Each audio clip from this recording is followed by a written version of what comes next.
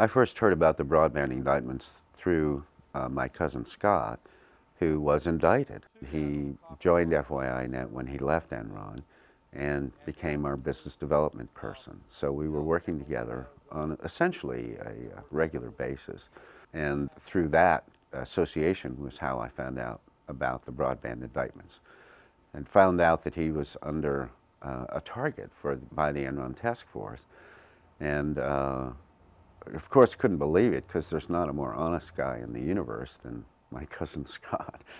And, and he's a very straightforward person. He's always been somebody who shot straight and who would, you know, he was a good guy.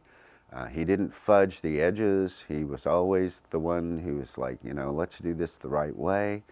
And never felt like anything needed to be done sort of on the shadow. It was, if you couldn't do it out in front, don't do it kind of thing. And so to have him be indicted was shocking. And of course, initially we all thought, oh, well, this will go away. I mean, you know, if you're innocent, you know, they'll find that out. It'll be clear.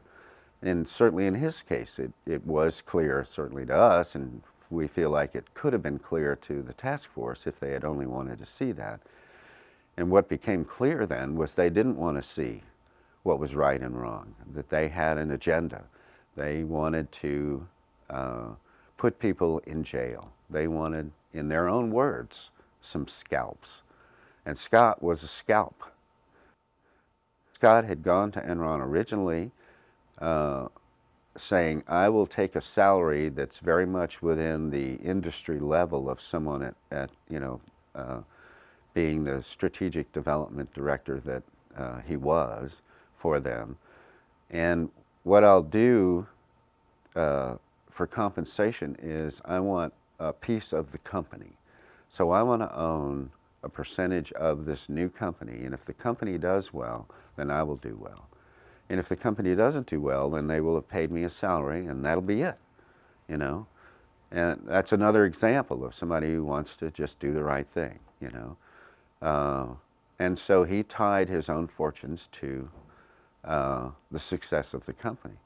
And for a while there, it was very successful. And so he received stock in the company and was able to sell it as the stock prices rose for what amounted to, ultimately, a good deal of money.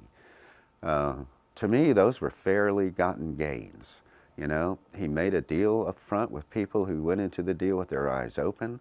It was a fair deal. Everyone thought it was a fair deal. You get a piece of the company does well, you're going to do well. He did well, the company did well, he did well. He left the company a year and a half before it went bankrupt, so he had nothing to do with it going bankrupt. And it was actually in good shape when he left. So whatever he might have made, he earned. He was told more than once by the task force that because he made so much money, he was a problem for them. And so they were targeting people. That was their gauge of who to go after, was people who, in their view, made too much money.